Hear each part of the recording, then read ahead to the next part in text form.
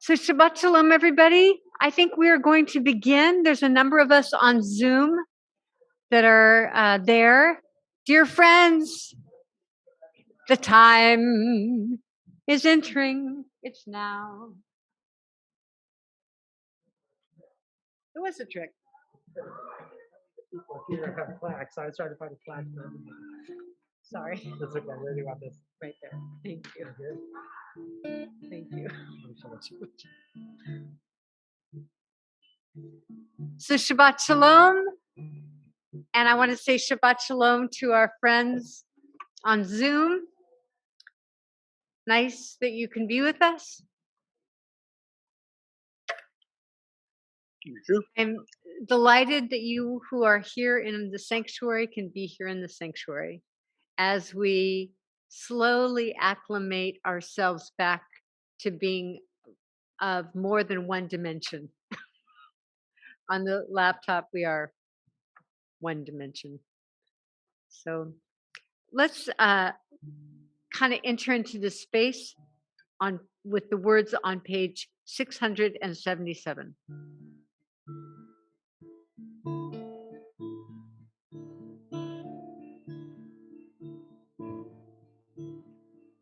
Open up our eyes, teach us how to live, fill our hearts with joy and all the love you have to give. Gather us in peace as you lead us to your name, and we will know that you are one. Let's try that again. Open up our eyes, teach us how to live, fill our hearts with joy and all the love you have to give. Gather us in peace as you lead us to your name, and we will know that you are one. And we will know that you are one. Tonight we'll be talking about that, about opening up our eyes and realizing that we are one. Let's turn to page 100 and candlelighting. I think we'll probably be. I'm so unaccustomed to our being in live. I love it though. Let's turn to page 120. And I'd like to invite Lucy to come forward and bring in the lights of Shabbat.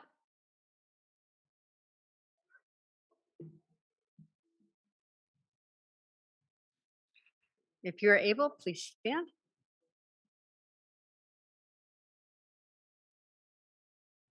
We stand, if you can.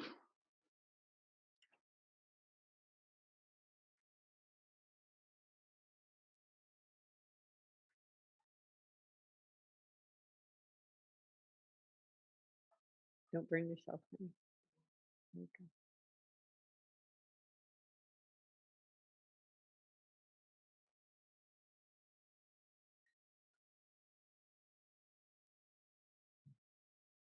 Three circles. Baruch atah Adonai Eloheinu melech haolam asher kitshanu b'mitzvotav v'tzivanu lehadlik ner shel Shabbat. Let's send that prayer, that light up to everyone. Shabbat Shalom. Please be seated.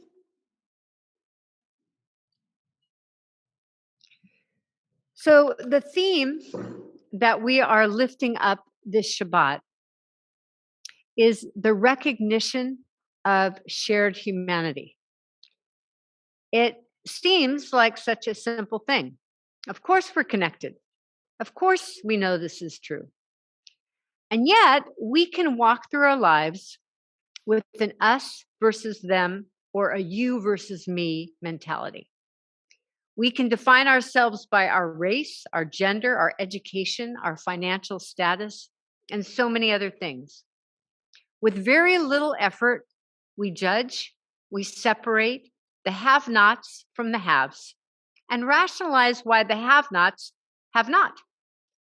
Living life as us versus them is based on fear. Because when we truly recognize that we are one, we fear we might fall apart. This week's Parsha Vayigash is about this very idea of recognizing those who we might call other as part of our own heart. In the Torah, we observe the life of Joseph, who now has the opportunity to heal an old family wound. Joseph grew up in a family with 11 brothers. He taunted them with his dreams of superiority and being the obvious favorite son.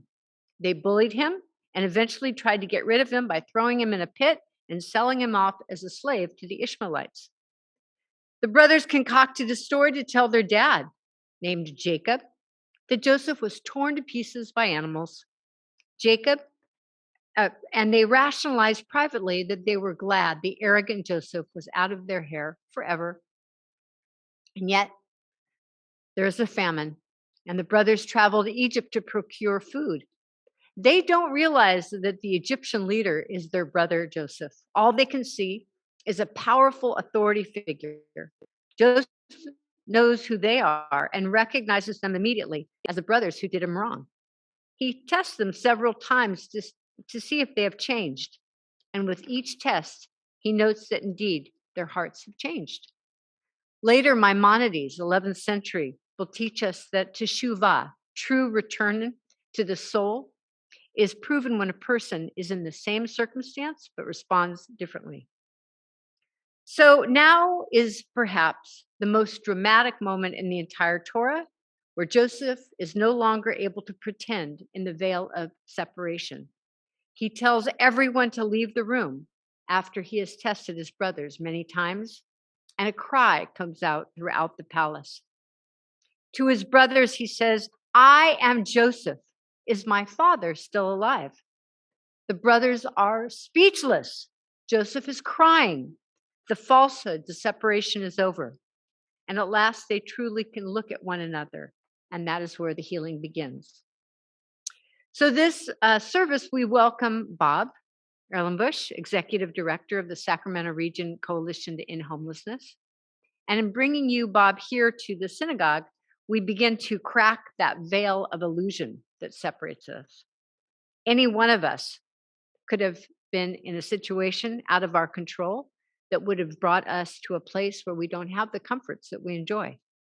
Home or no home, car or no car, warm clothes or no warm clothes, food or no food. We are all human beings, all worthy of respect, worthy of support, worthy of kindness. In the realm of the spirit, there is no separation. There is no us versus them. Shabbat Vayigash is the primal cry of recognition. I want to thank Lucy and Susan, our chairpeople of the Social Action Committee, for tonight's theme and speaker. May this night be one of recognition of our shared humanity. And through open hearts and listening, may this Shabbat be truly blessed. And together we say, Amen. So let's turn to page 138 for Lechadadi.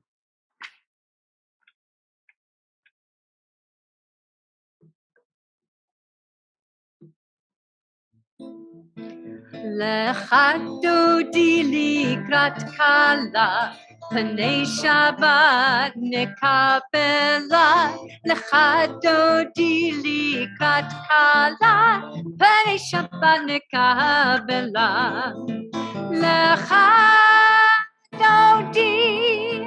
Lechadodi likrat kala, Panei Shabbat nekabela. Lechadodi likrat kala, פני שבת נקבלה, שמו וזכור בדיבור אחד, השמיענו אל עם אחד, אדוני אחד ושמו אחד, לשם ולתפארת ולתחילה.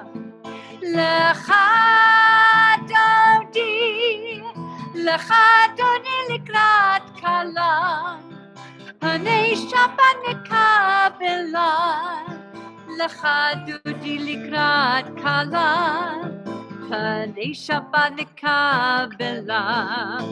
לקראת שבת לכו ונלכה, כי היא מקור הברכה, מראש מקדם ניסוחה, סוף מעשה מחשבת תחילה. לך דודי, לך דודי לקראת כלה, פני שבת נקבלה, לך דודי לקראת כלה, פני שבת נקבלה. Verse 5. התעוררי, התעוררי, כי באורך קומי אורי, אורי, אורי שיר דברי, כבוד אדוני עלייך נגלה. לך דודי, לך דודי לקראת כלה, פני שבת נקבלה, לך דודי לקראת כלה, פני שבת נקבלה. How beautiful that we're in the sanctuary to welcome the Sabbath bride. Please stand as we face the door and imagine her coming into this room, warm and toasty by our open hearts. בואי ושלום עטרת בלה, גם בשמחה ובסהולה, תוך אמוני עם סגולה, בואי חלה, בואי חלה. לך דודי, לך דודי לקראת כלה, פני שבת נקבלה, לך דודי לקראת כלה, פני שבת נקבלה. Please be seated. She has arrived. Let's turn to page 142 to welcome the angels of Shabbat. 142. Shalom Aleichem, Malachei Hasharet, Malachei Elyon. Melech Malachei Hamlachim, HaKadosh Baruch Hu. Boachem l'shalom, Malachei Hashalom, Malachei Elyon. Melech Malachei Hamlachim, Kadosh Baruch Hu.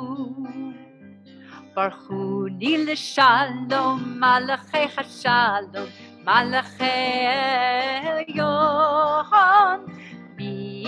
Melech Malachei Hamlachim, HaKadosh Baruch Hu. Tzedchem l'shalom, Malachei Hashalom, Malachei Elyon. Melech Malachei Hamlachim, HaKadosh Baruch Hu. Page 144 as we enter the service with the Chazit Kaddish. Yitgadal v'yitkadosh shemei Rabba, v'amad yivrach yirteh v'yamlich malchuteh, v'chayechon uvyomechon, uv'chayedecho bet Yisrael. Bagala, bagala, ובזמן קריב, ויאמרו אמן, יהי שמי רבא מבורך, לעולם ולעלמי עלמיה, יתברך, יתברך וישתבח, ויתפאר ויתחומם ויתנשם, ויתהדר ויתעלה ויתהלל, שמי לקודשה בריחו, לעילה מכל ברכתה ושירתם, דוש בחטא ונחמתה, דם מהירה בימה, ויאמרו amen. Let's continue 146. La la la la la la la la la. La la la la la la la la la. La la la la la la la la la la la la la la la la la la. La la la la la la la la la la la la la la la la la la.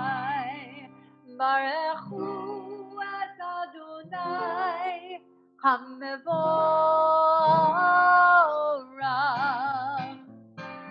Baruch Adonai HaMevorach, HaMevorach le'olam va'ed. HaMevorach, HaMevorach le'olam va'ed. Please be seated. Continue on page 148. Thanking God for the beautiful, beautiful change of seasons. Baruch atah Adonai Eloheinu melech haolam, asher bidvaro ma'ariv aravim, v'chochma poteach sha'arim, u'bitvuna meshane etim, u'machalif et hazmanim, u'msader et hakochavim, v'mishmaroteam barakia kirtzono. Borei yom v'layla, golel or mipnei choshech, v'choshech mipnei or. Ma'avir yom u'mevir laila, u'mavdil ben yom u'ben laila, Adonai Tzevaot Shemo. El chai v'kayam, tamid yimloch aleinu le'olam va'ed, Baruch atah Adonai, Hama'ariv Aravim. We continue on page 150.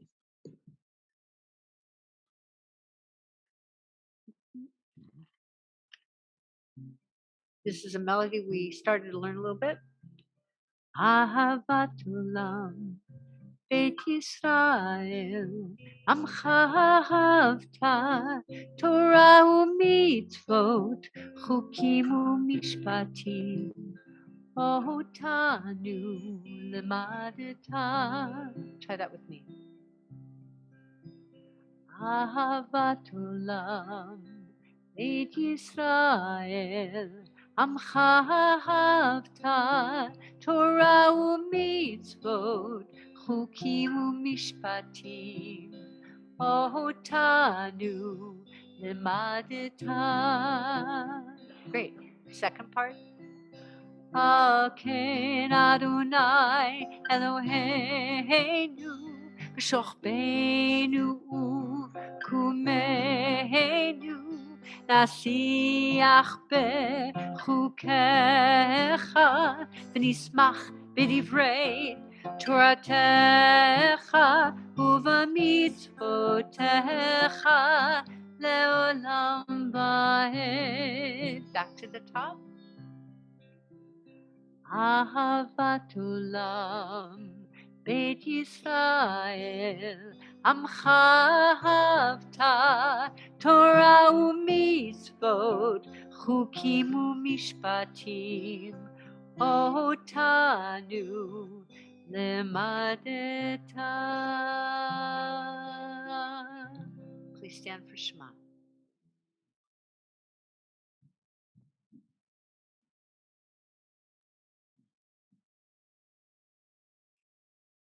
Shema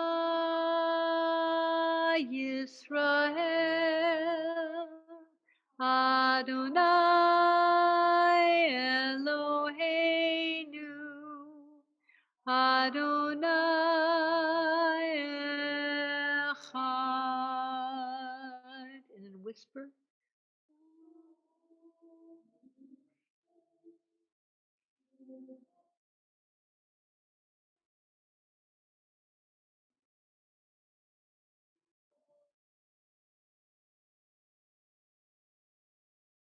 Please be seated. We continue on page 154. ואהבת את אדוני אלוהיך בכל לבבך ובכל נפשך ובכל מאודך. והיו הדברים האלה אשר אנוכי מצווך היום על לבביך, ושיננתם לבניך ודיברת בהם, ושבתך בביתך ובלכתך בדרך ובשוכבך ובקומך, וקשרתם להות על ידיך, והיו לטוטפות בין עיניך, וכתבתם על מזוזות ביתך ובשעריך, למען תזכרו ועשיתם את כל מצוותיי, והייתם קדושים לאלוהיכם. אני אדוני אלוהיכם, אשר הוצאתי אתכם מארץ מצרים, להיות לכם לאלוהים.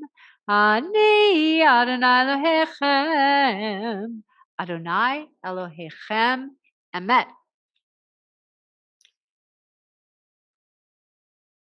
Let's continue on page 157 together in the English.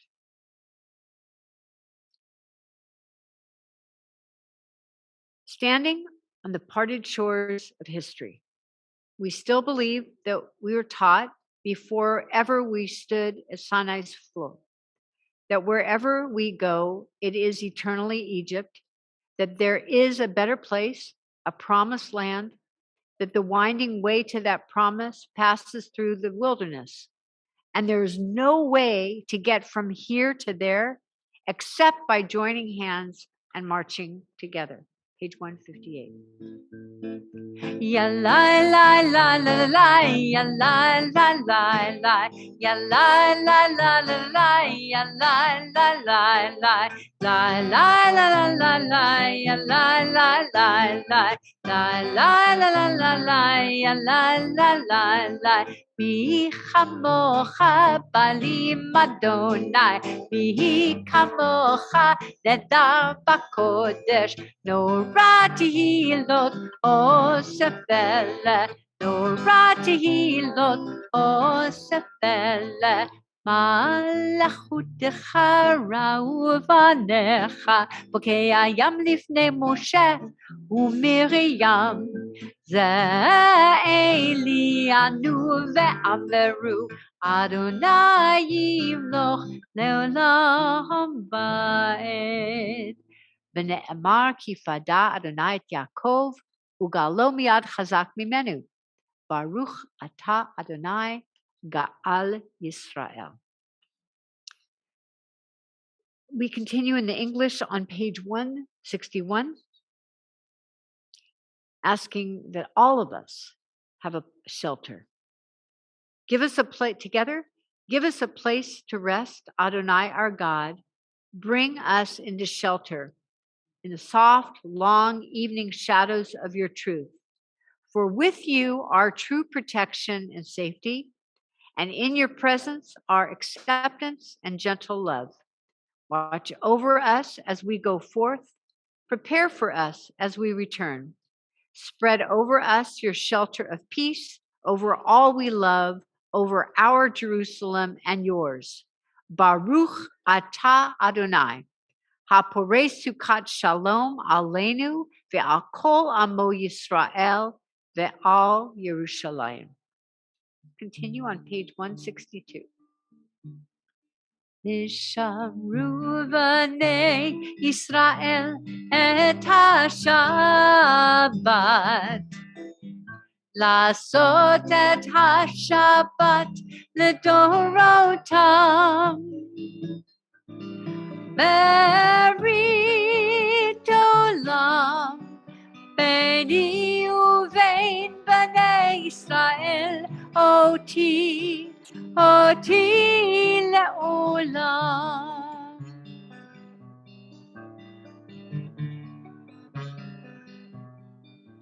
כי ששת ימים מסע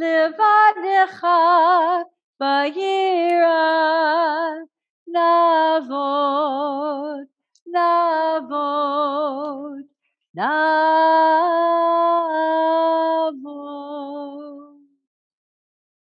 Page 176. We gather in the blessings of our lives, of our day, like a bouquet. Try to come up with 10 blessings in your life.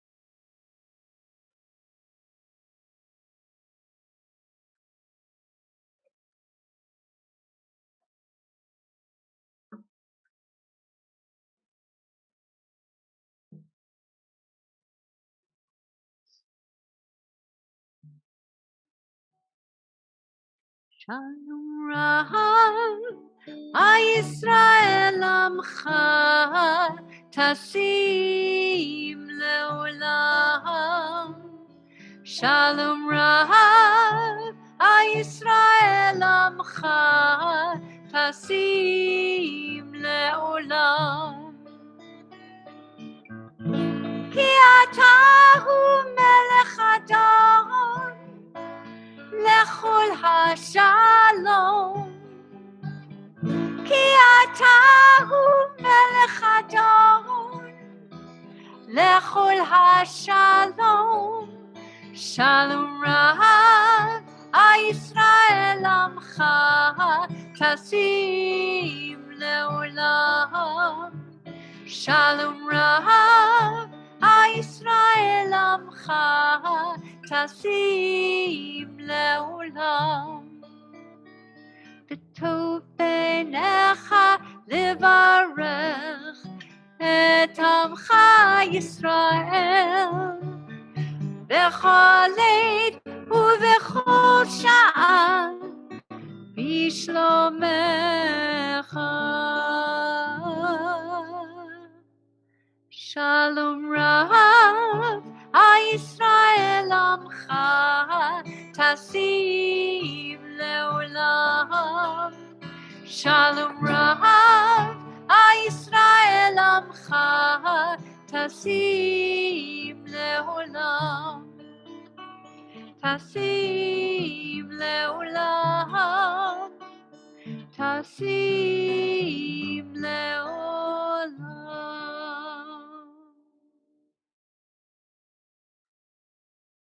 We take the peace of all of us in this room and those of us on Zoom to send our love to those who are in need of healing. So please turn in your Siddur to page 371 as we send our love to Linda Roman and Matt Drake and Sherry Jones and Alex Forsberg, Robin Gillette, Alan Swislow, Carolyn Weissmiller, Judy Howard and Brad Guerin and Julie Schwartz, Cindy Davis, James DeForest, Gregory Glavinovich and Molly Glavinovich, Marilyn Ruxon, Tony Maynard, Bill McDonald, Stanley Carter. Are there any others that we're praying for healing on this night?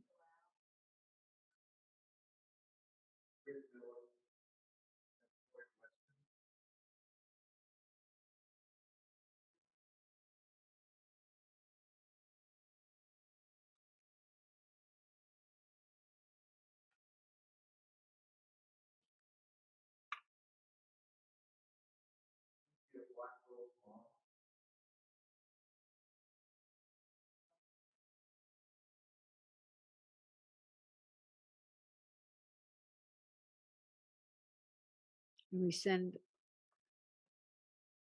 strength to all those who are outside tonight. Page 371. Yishebeirach avotenu mekor habracha laimotenu. May the source of strength, who blessed the ones before us, help us find the courage to make our lives a blessing, and let us say, Amen. Mishaberach imotenu mekor habracha lavotenu. Bless those in need of healing with refuah shlema, the renewal of body, the renewal of spirit, and let us say, Amen.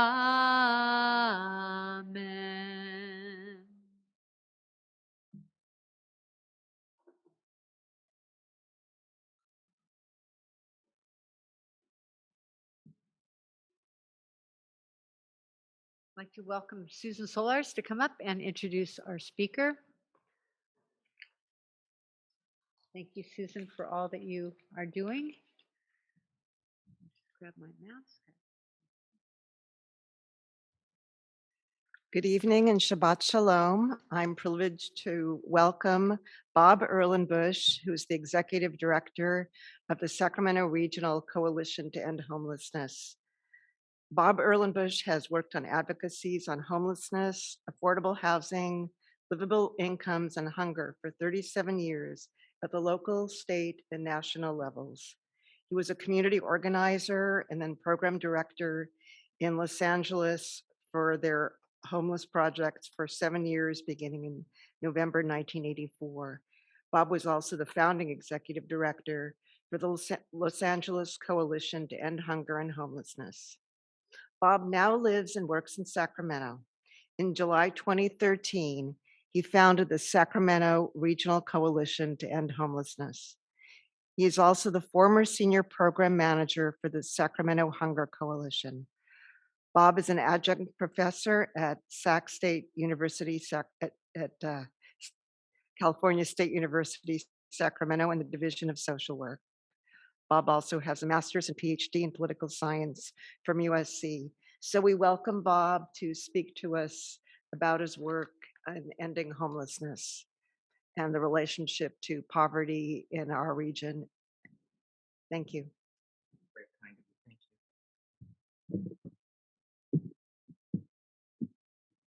Well, ready?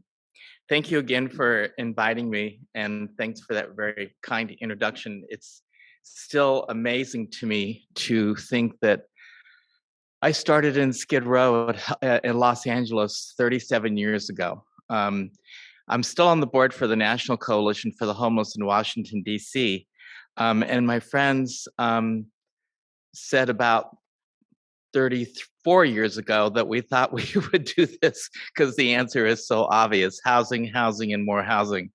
But that has not been the case. Actually, sadly to say, it seems that the crisis of homelessness is getting worse and not better.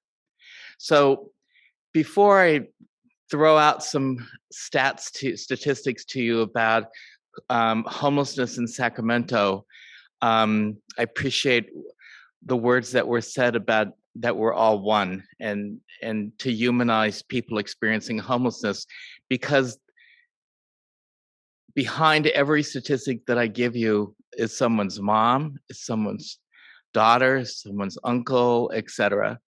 And just a brief stat about homelessness in Sacramento: almost 90% of the probably close to 15,000 people experiencing homelessness in our county are from Sacramento. They're not the other. They're not from somewhere else. They were born here, went to school here, worked here, and talk about reasons why people become homeless. So just having said that, let me just start by giving you a broad overview of homelessness in our community, and then talk about reasons why people are homeless, some of the current issues, and ways for you to become involved. We have, like I said, and I use a range of about 12 to 15,000 people experiencing homelessness in Sacramento County. Most are in Sacramento City. Just along the American River Parkway in downtown, easily 2,000 people. Women, families, children, etc. And then leave it to the federal government to have 7 different definitions of homelessness.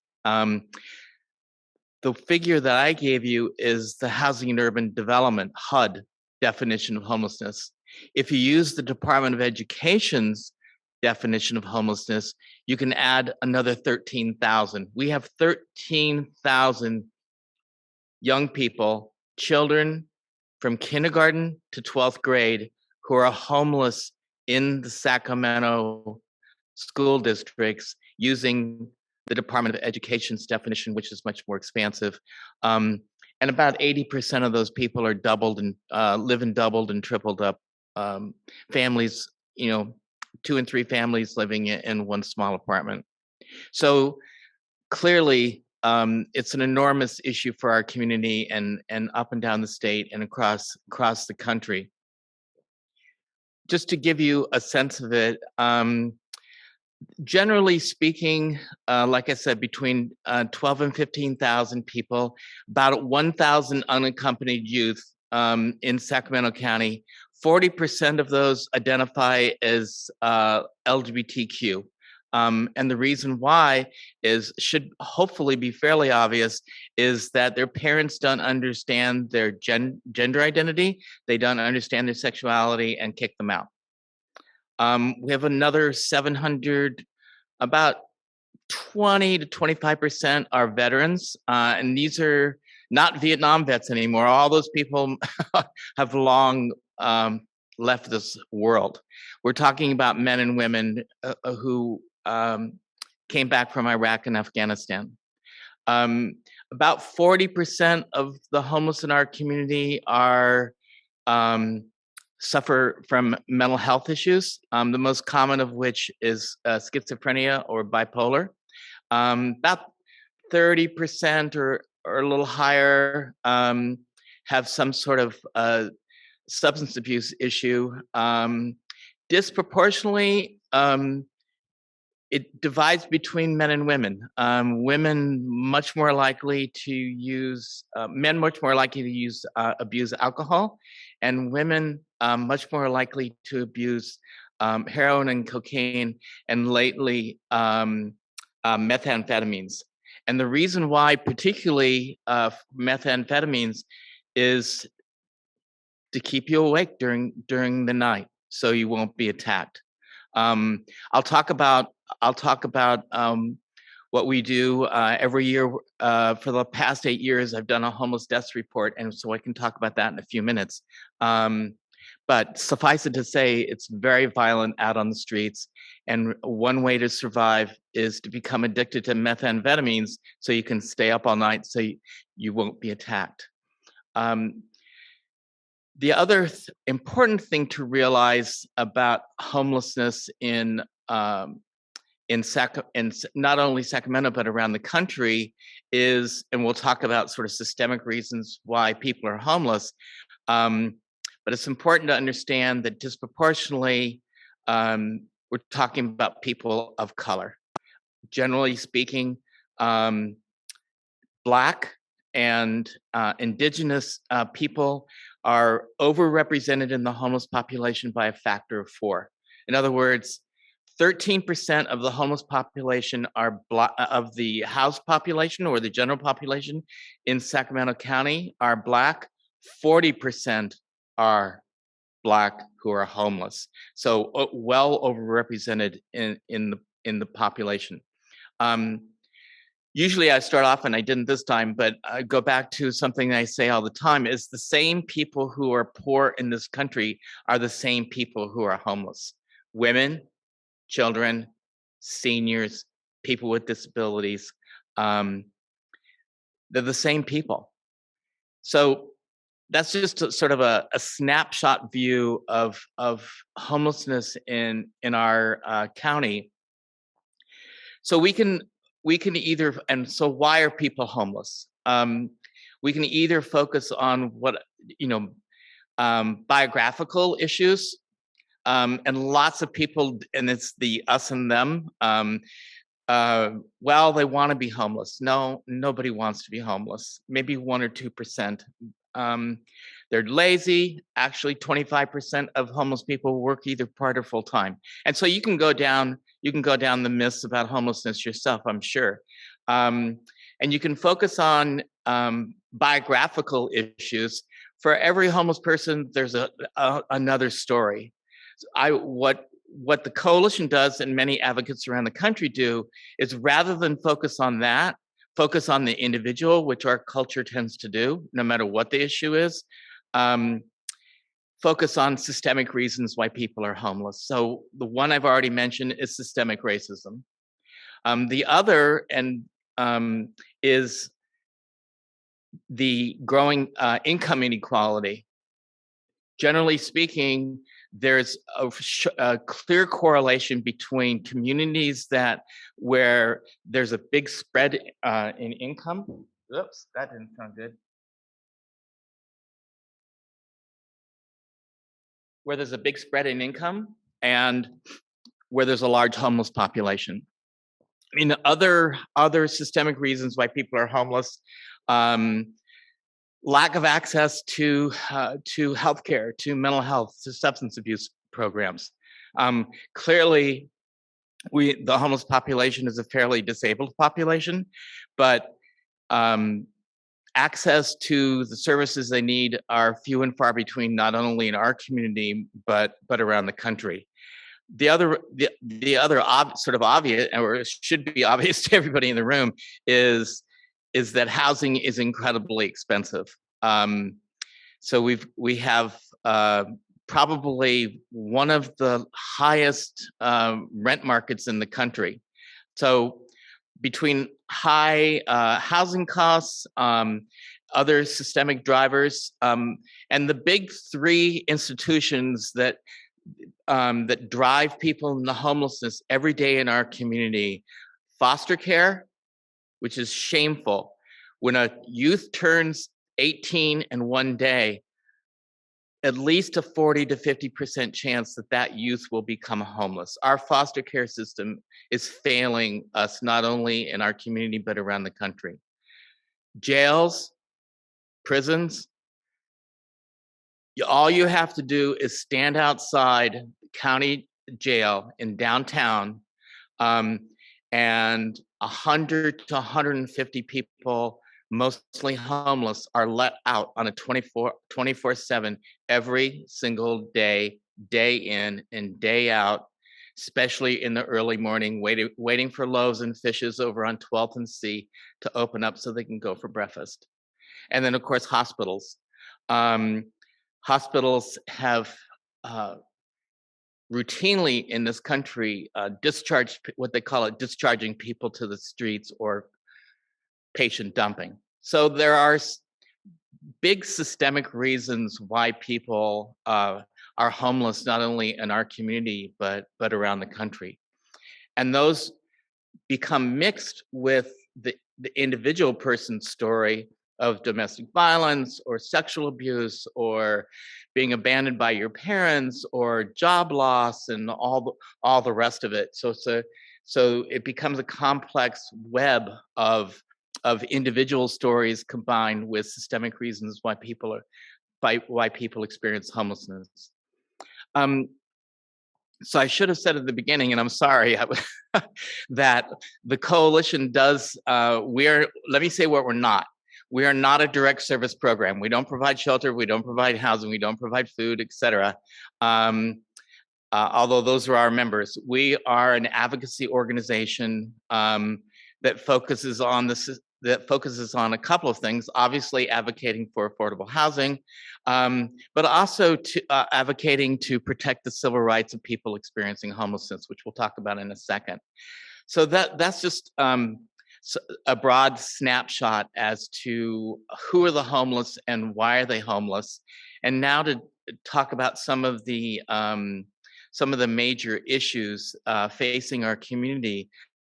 I'm probably start with the one that's been in the paper the last couple of days and was in the paper again in the SACB again today, is more than 160 cars and RVs and vehicles of people experiencing homelessness were cited to either move or be towed. As it turns out, most of those RVs and cars were operable. They were able to, and we're talking about people's homes. We have more than 1,000 people, probably closer to 2,000 people, mostly women of color with small children, but some seniors and families and some single individuals who use their vehicles. That is where they live. That is their home. Which is one of the reasons why we've advocated for safe parking programs to keep people safe, because you're very vulnerable, especially as a woman, especially single, if you're sleeping in your car, on a side street somewhere where it's dark and feel very unsafe. So at any rate, at least 160 vehicles were cited. Most of those, thank goodness, could drive away. So all the city did, and it was not the mayor. It was not the mayor. It is still not clear who ordered, and it wasn't the police. It was code enforcement. Code enforcement goes out and cites the vehicles. At whose direction, I can guess, but I'll just leave it at that. I know for sure the mayor did not find out about it. I know for sure until after that it happened. So at any rate, 18 people's homes were towed. Now that's an RV costs $700 just to have it towed, get it out of, and then the clock's ticking of how long it's in there. The fines keep going up, and then a car is I believe $500. So it's very expensive for people who have no money to try to get their home back. So one of the things that we're advocating for, as a matter of fact, I just sent a letter to the mayor and city council today saying we want the city to forgive the fines and to fix those people's cars and to apologize for the trauma that they caused of families. I mean, it was just so tragic to hear the story of just one story of a woman's RV that she couldn't drive away because it didn't run. She was about ready to sell it so she could buy Christmas presents for her children, and watched it being towed away. It's just tragic. So at any rate, this issue comes before the city council on Tuesday. So if you want to weigh in, next Tuesday, the 14th, the city council meeting is at 2:00. To his credit, Mayor Steinberg proposed a resolution where there would be a clear direction to the city's policy on towing people's homes is that you cannot do that until you've given them a notice for 14 days. Certainly code enforcement can put the orange stickers on the side of the RV or whatever to say you've got to move pretty soon, but you cannot, if this passes in our community, you cannot tow someone's home, i.e. their car or their vehicle, until you've offered them housing and shelter. And that if they are towed, if they choose to go to a safe parking program, regardless of whether their vehicle is operable or not, they can get there safely, and the city will pay for having their vehicle towed to a safe parking program. So that's on Tuesday. Then we've got a much bigger issue coming up. Mayor Steinberg has proposed a right to housing ordinance with an obligation of homeless people to accept. So this was not voted on. This was presented to the city council and to the broader community a couple of weeks ago. And the bottom line is that this goes before a committee of city council called Law and Legislation, or Law and Leg for short. It will probably go before Law and Leg in early to mid-November, January of next year. So it's not going to happen. So we've got time to think about how to respond. Bottom line is that there are 4 people on the committee, and they're a microcosm of the community, quite frankly. You've got Councilmember Chenier and Councilmember Guerra, who generally support the mayor's positions. You've got Councilmember Harris, who flat out has already said that he thinks it's a crazy idea. Well, those are my words, not his. A crazy idea. And then you've got Councilmember Katie Valenzuela, who is probably the more progressive of the people on the city council and that committee in general, who it looks like is going to recraft their proposed ordinance with the mayor's approval to keep the mayor's framework, but change it. And we had a meeting with her the other day, and it looks like the way that she wants to change it is because the current ordinance as drafted says nothing about the obligation of city government to provide housing. So how can you have a right to housing without talking about, without talking about housing? It's not possible. So that's where we are. This will go before Law and Leg.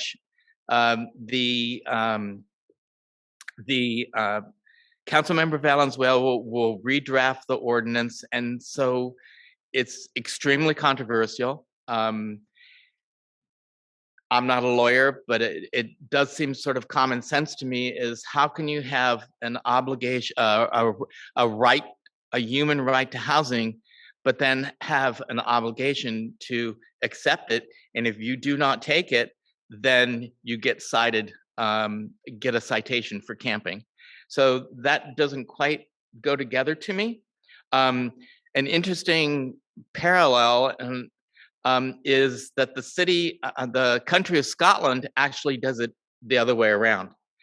Scotland offers housing, real housing, not safe parking, not tents on a pavement somewhere, but Scotland actually offers housing to people, and they get 3 chances to accept it, depending on location, whatever.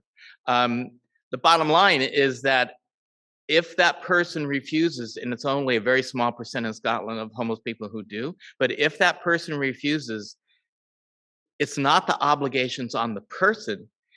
Then in Scotland, the obligation of the government no longer has an obligation to offer that person housing.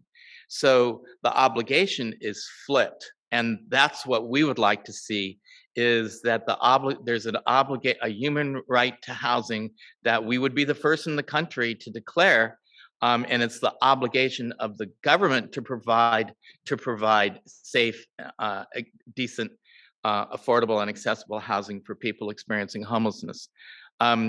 So we shall see.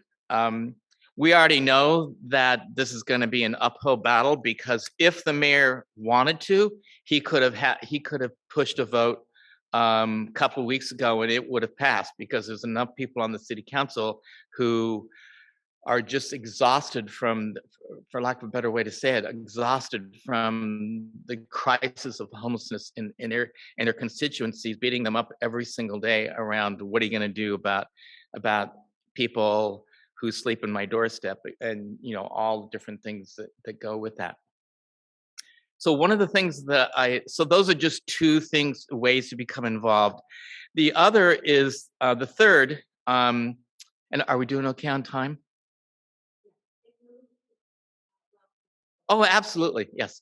The other is that on December 21st, which is also coincides with National Homeless Memorial Day, December 21st, 6 o'clock at City Hall, we will do a homeless memorial service where we've done a homeless memorial for the past 8 years, where we read the names and ages of people experiencing homelessness, our unhoused neighbors that passed away, in this case, in this year. Generally speaking, we, over the last 20 years, we average, and this is a little shocking, we average one homeless death every 6 days. Every 6 days over the past 20 years. We generally lose between 130 and 140 of our unhoused neighbors on any given year. So as I said,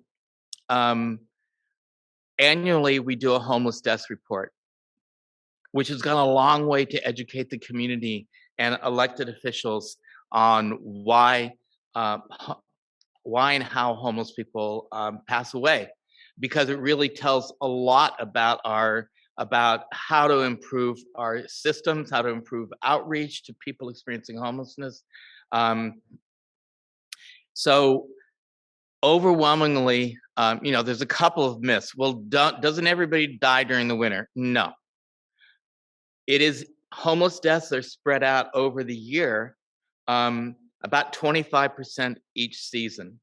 So that convinced Mayor Steinberg when I told him that, years ago, that I said, Mayor, this is why it's important to have a winter shelter, but it's more important to have year-round shelter. 75% of homeless people die in the 3 other seasons and not during the winter.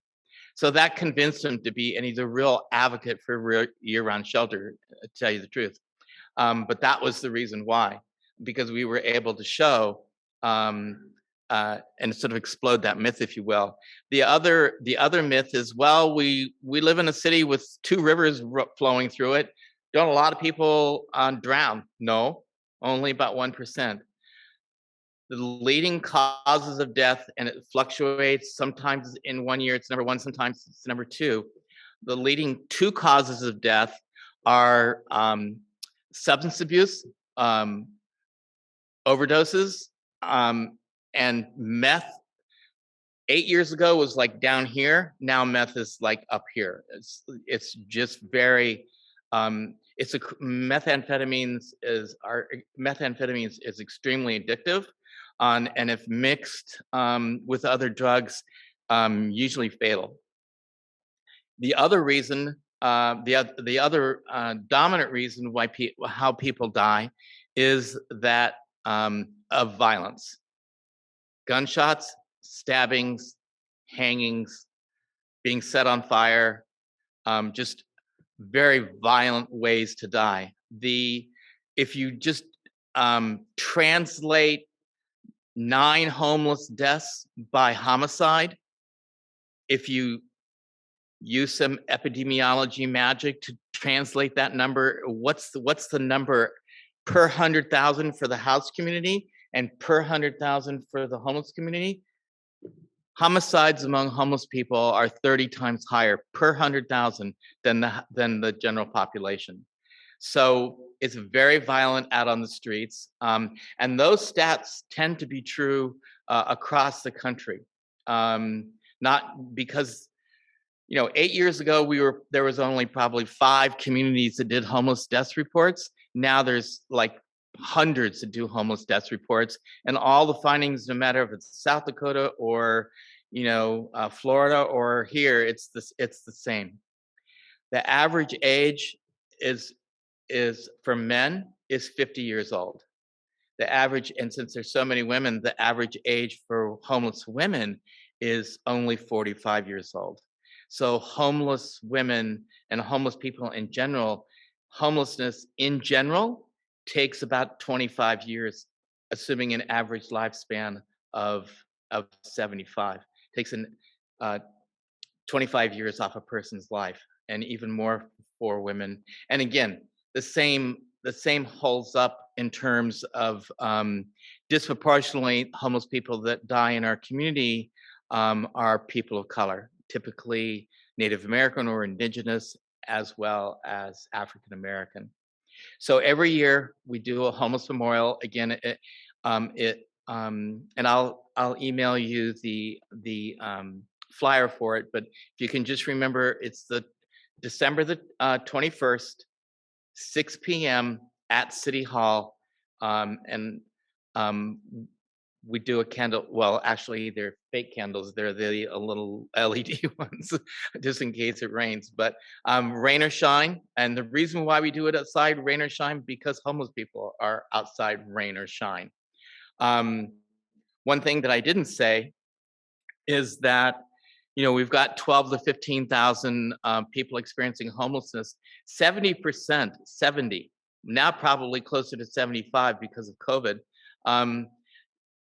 70 to 75% of homeless people are outside due to no fault of their own because of the lack of affordable housing, obviously, but also the lack of shelter. The direction from the Center for Disease Control for around the country said that if you're a 100-bed shelter, the only way to do social distancing is cut your population in half. So if we're a 200-bed shelter, now you're 100. If you were 100, now you're 50, et cetera. So COVID, in order to keep people safe, in a sort of a weird way, forced many people out into the community to be unsafe.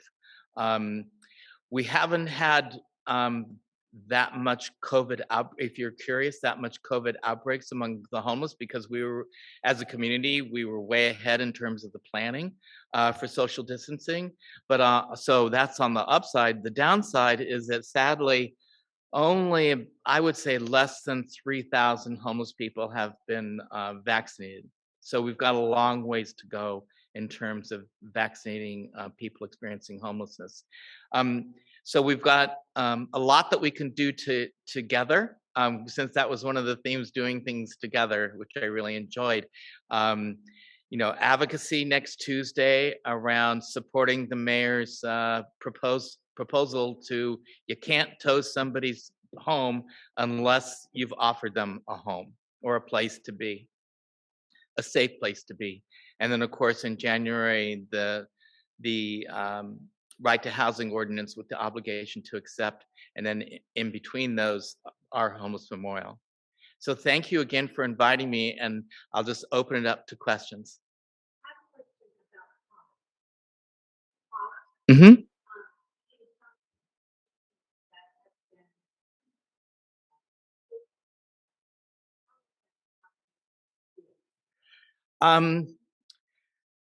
You mean like tiny homes? Yeah. Right. Yeah, they take different shapes, but it's really actually very sad. We have over 100 pods or tiny homes. The city does in a warehouse, and still in storage. For whatever reason, the city has not been able to find a place to put these. So tiny homes is part of the mayor's has been part of the mayor's plan, but because we did in August pass, the city council did pass a comprehensive, quote unquote, comprehensive plan to cite different programs. The easiest ones have been Safe Ground, because they're just tents on a parking lot somewhere. And if you go down Broadway and X, right around 28th, you'll see the encampments there.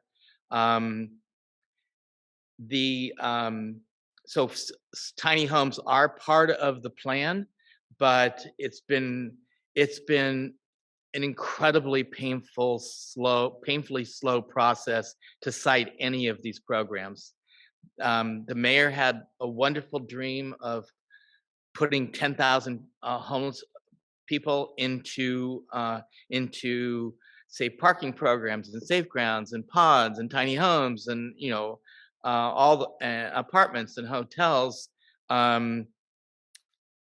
is going to take 10 years at the sorry take forever the way we're going. And just a brief editorial about tiny homes. Generally speaking, I'm in favor of tiny homes, as long as that's the person's choice. Because part of the research is showing that if you've got a mental health issue, sometimes tiny homes can make that mental health issue worse, especially obviously if claustrophobic or whatever. The last thing we want to do is say, okay, here's your offer of your tiny home, and if you don't take it, you go to jail. That's not the way to do that. We really need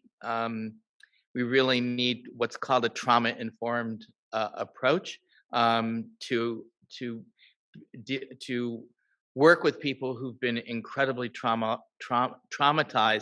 not only as young people but throughout most of their adulthood, and all that kind of authority offering that kind of program just re-traumatizes people, to put it bluntly. You're welcome. Any other questions?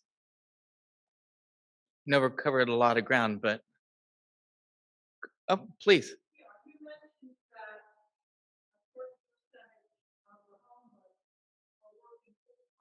Mm-hmm. Mm-hmm.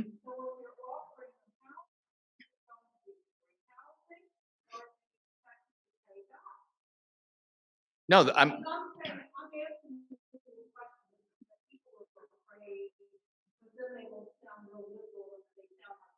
Sure.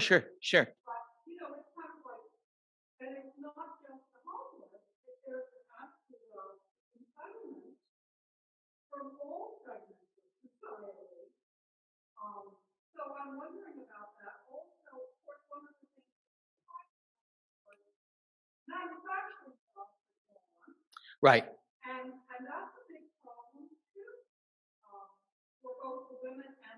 Right, exactly.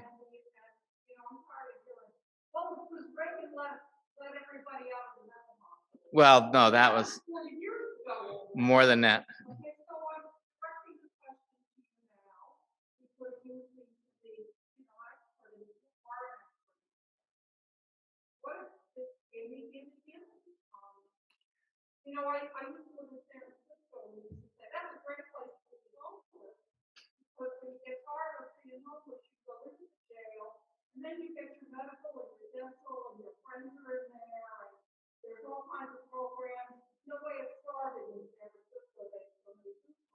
Right.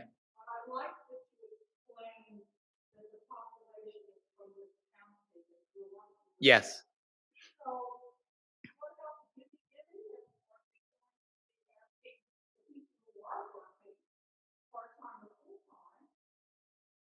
Well, so of course, my point is that it's very, if when you hear that stat, oh my goodness, 25% of people work either full or part-time and they're still homeless. So what's going on? Well, try to be homeless, save first and last month's rent and a security deposit and all the rest of it. It's not possible. And hold your life together so you can be presentable at work and all the rest of it, clean your clothes. I mean, it's just a constant struggle, let alone transportation issues.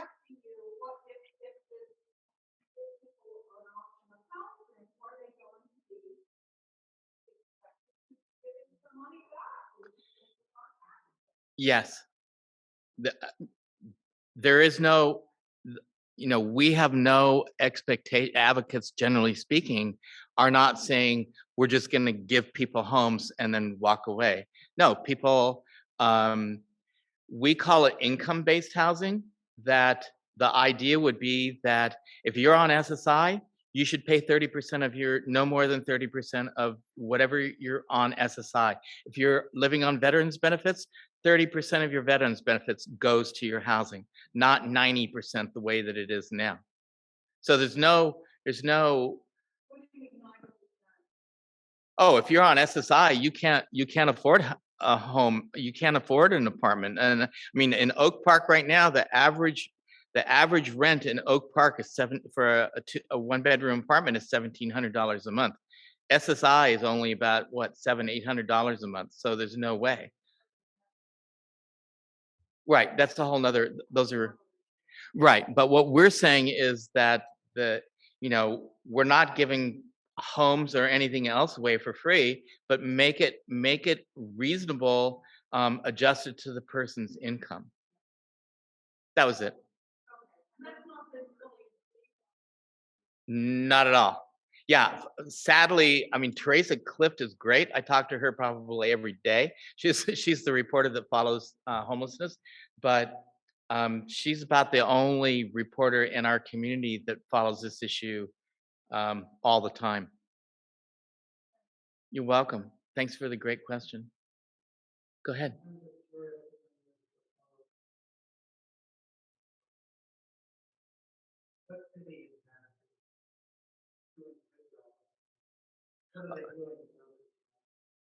Um, it's interesting that it's not that we're doing a bad job. It's just that because we've got lots of great programs. The issue is not only, I mean, we have model programs. We follow best practices, whether it's mental health, well, except for the county doesn't, but we've got lots of great programs. Our programs in Sacramento end homelessness every day for hundreds of people. The problem is that you've got those people exiting and then out of foster care and people losing their jobs or getting evicted and all. So we overwhelm the system as we help people exit homelessness. So it almost is about a couple of hundred people. Well, in an annual basis, about 3,000 people exited homelessness in Sacramento County last year, and about 4,000 entered homelessness. So it's not that we don't have great programs. I mean, there are programs around the country that I love. I love Denver's program. They have the Colorado Coalition for the Homeless has done an incredible job, built over, gosh, I think about 4,000 or 5,000 units of affordable housing in downtown Denver. So they've really been a gold standard for linking healthcare and behavioral healthcare and physical healthcare and housing. So that's just one example. But oh, go ahead.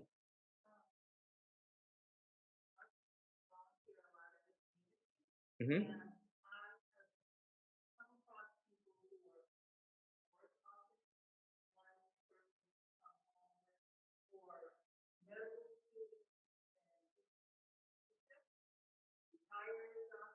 Hmm. Hmm.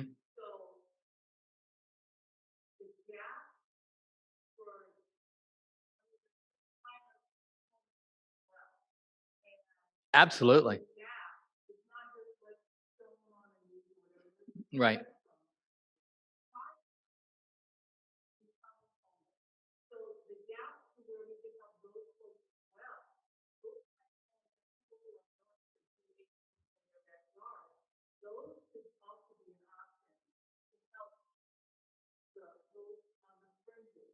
Totally agree. Right.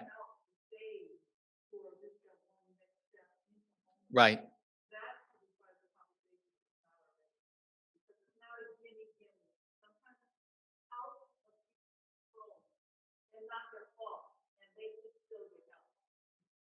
Yes.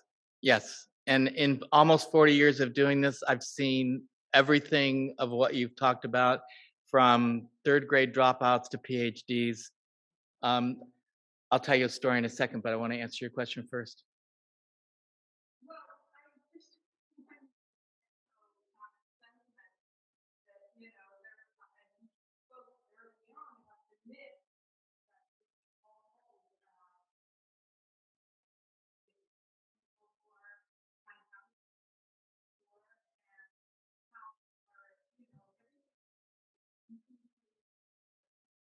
Right.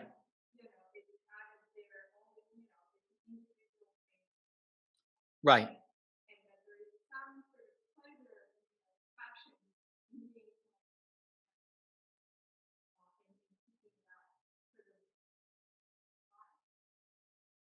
Yeah, nothing could be further from the truth.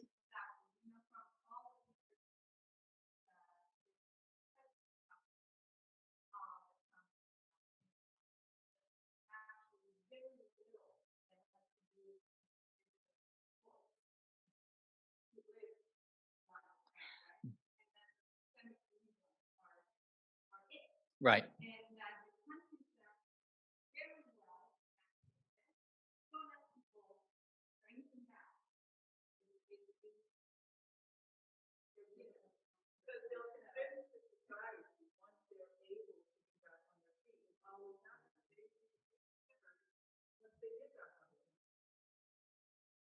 Yeah, I mean, it's again, all the different stereotypes about people experiencing homelessness.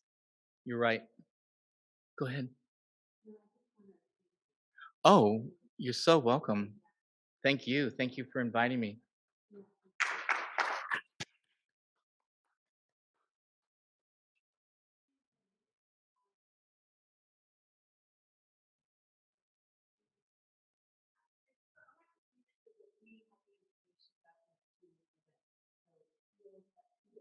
Oh, right. It's on our website. The flyer for the homeless memorial is on our website.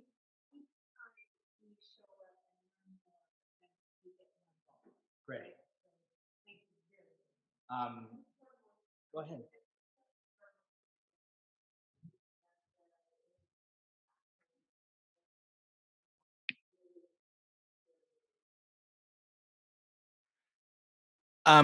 Yeah, I know I spent a disproportionate amount of time, almost all of it, talking about the city because that's actually there's not a whole lot happening at the county as it relates to this issue. I mean, there's some wonderful things happening as it relates to um,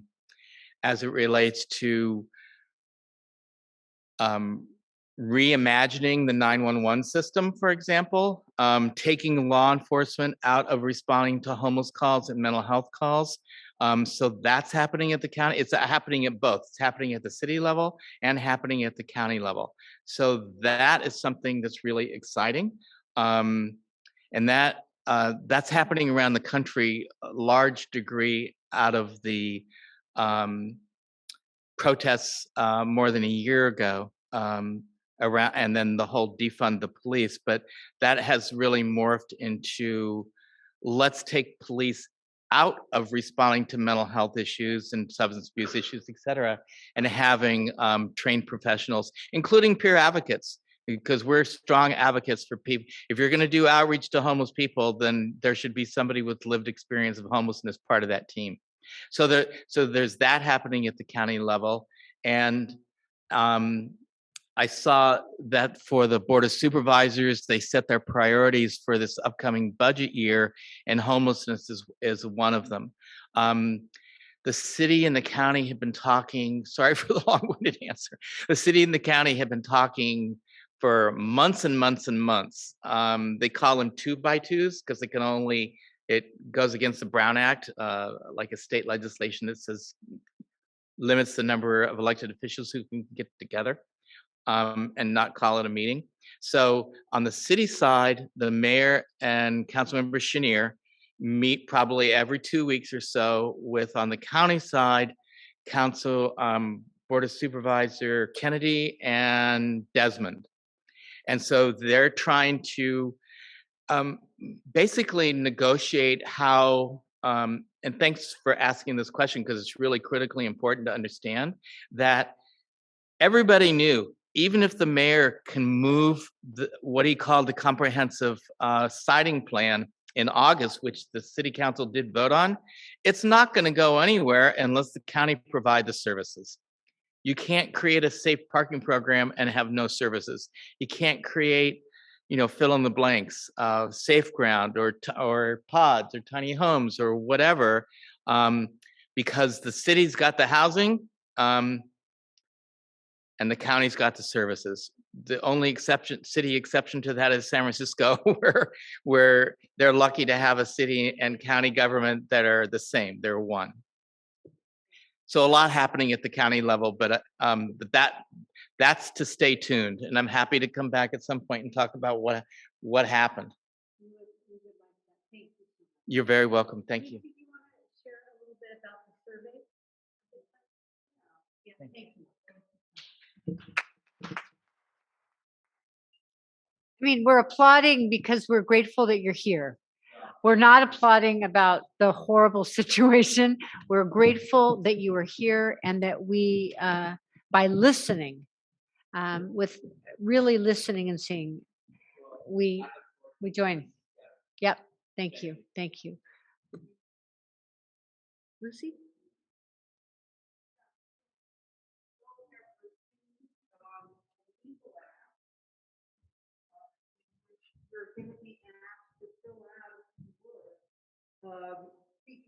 Okay. To fill out a social action survey.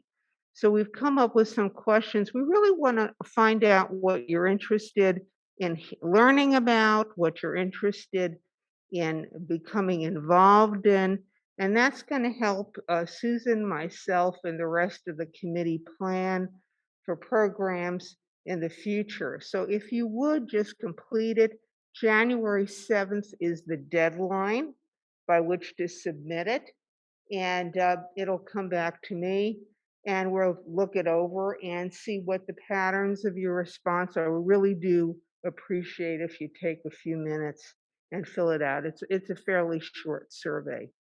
Thank you.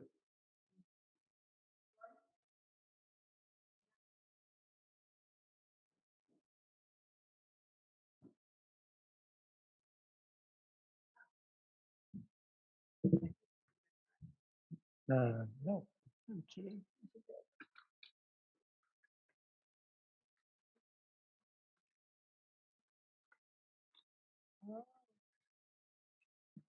You know what?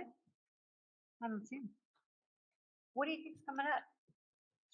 I know the Purim spiel is, Yeah. and That's there's right. a Torah study with the rabbi tomorrow Yeah, morning at that's 9 right. a.m. Is that only on Zoom or is it in person No, it is on Zoom. on Zoom? Esther, Uh, can you help with this? Okay, good. I don't have any other announcements that I know off the top of my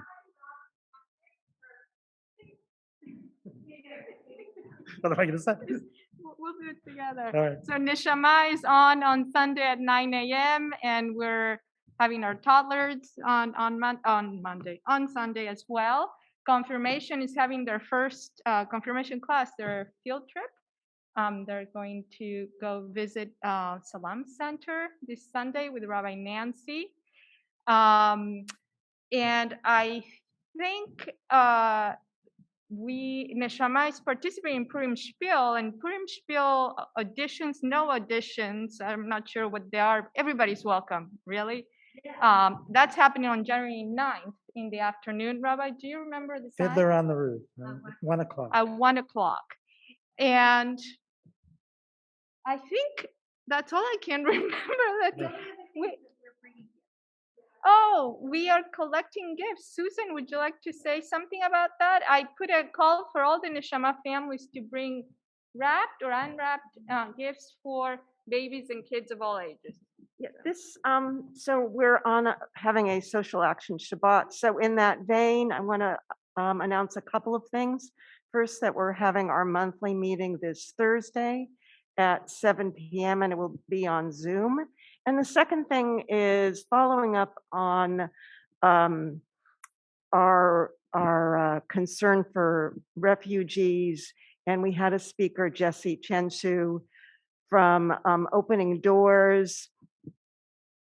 I contacted them, and we're collecting toys and baby items for Afghani refugees in particular, because there are more and more coming to our community, and we're doing that this Friday night. I know if you're not here, you didn't bring it, and next Friday night, and Esther, I think the next couple of Sundays,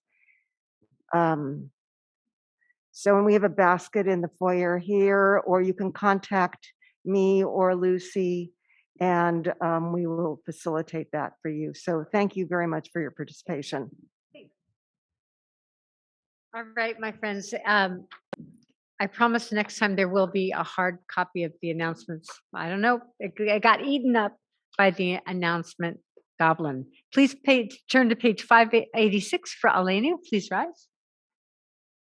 Alenu nishabech ladon hakol, latis b'dula lioteh breshit, shelo san kibuye haratzot, velo saman et mishpachot adama, shelo sam chalkeinu kahen, vego alenu kichul hamonam, v'anachnu korim, u'mishtachavim u'modim, b'ifnei melech malchei hamachim, HaKadosh Baruch Hu, Shehu notei shamayim v'yotzer haaretz, Moshe v'kara b'shamayim ma'al, u'shchina tuzo, v'gohem meromim, Hu Eloheinu Eino, Ememakenu Emesulato, Katatu b'torato v'chatayom v'hashemotah, Elevavecha, Ki Adonai Hu Elohim, B'shamayim v'ma'al, ve'al haaretz mitachad ereino, v'ne'emar v'chaya Adonai lemelech al kol haaretz, Vayom hahu, Yeh Adonai echad, U'shemo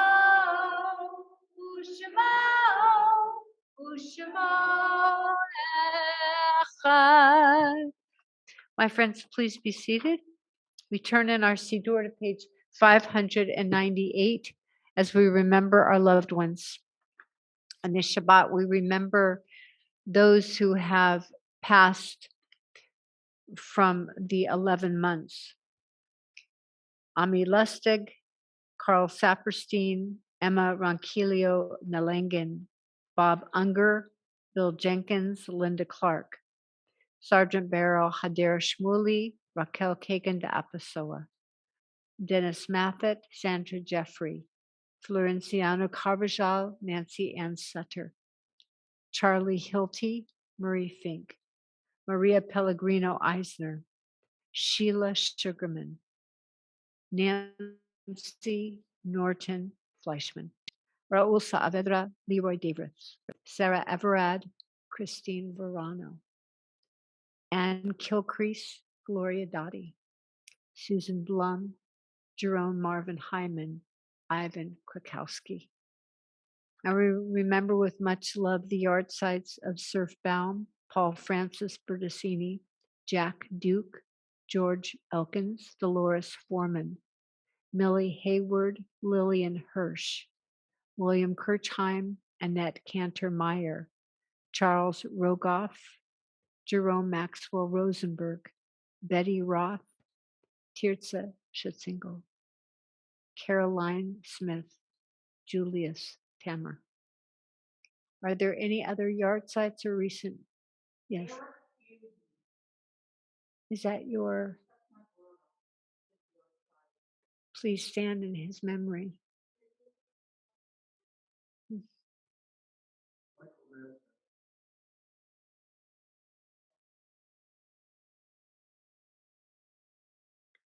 May all their memories be for a blessing. Please stand. Page 598. Yitkadal v'yitkadash shemei Rabbah, be'alma divrach chirutei v'yamlich malchutei, v'chayechon v'yomechon u'v'chaye d'chol beit Yisrael, ba'gala u'vizman kari v'imru amen. Yehi shemei Rabbah mevorach le'olam ul'almei amaya, yitbarach v'yishtabach v'yitpa'ar v'yitromam v'yitnaseh, v'yithadar v'yit'aleh v'yit'halal shemei d'kudshah brichu, Le'ela min kol birchata v'shirata, tushbachata v'nechamata, da'amiran bi'alma v'imru amen. Yehi shlama rabba min shamaya, v'chayim aleinu v'akol Yisrael v'imru amen. Oseh shalom b'rama. Hu ya'aseh shalom. Aleinu v'akol Yisrael v'imru. Please be seated. If your loved one's name was not mentioned and you feel that they should have been, please let the office know. I'm sorry for that. Friends, we will be chanting the Kiddush. And I'd like you to turn in your Siddur to page 123. Please stand. Baruch atah Adonai Eloheinu melech haolam borei peri hagafen.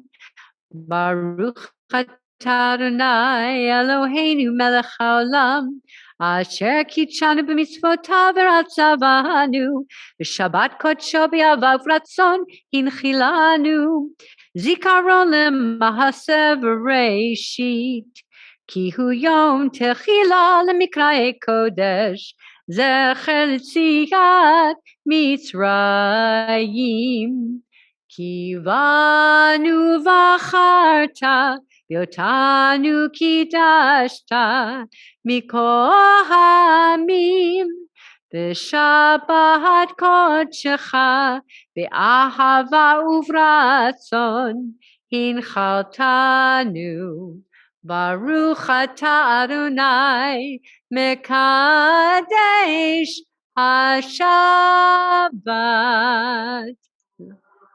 L'chaim, everyone. Esther, could you do me a favor and come up and talk? Please be seated.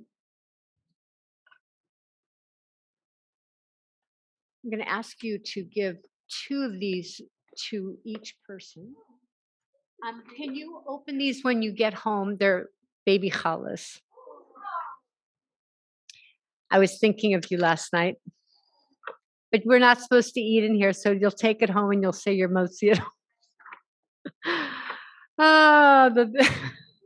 One day, okay? One day it will be different, but in the meantime, we make stuff up. So let's conclude with Oseh Shalom, bringing our energy together to bring about peace and wholeness for so many more of us. Page 598. Oseh Shalom Yaseh Shalom Aleinu Ve'ato Yisrael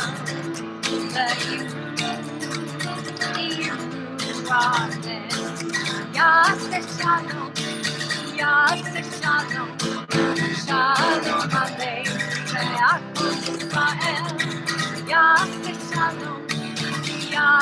Shalom Shalom Aleinu Ve'ato Yisrael Yaseh Shalom Shalom Aleinu Ve'ato Yisrael Yaseh Shalom Shalom Aleinu Ve'ato Yisrael Yaseh Shalom Shalom Aleinu Ve'ato Yisrael. Shabbat Shalom, everybody. Shabbat Shalom, everybody on Zoom. We miss you. Shabbat Shalom. Stay safe and warm. Shabbat Shalom.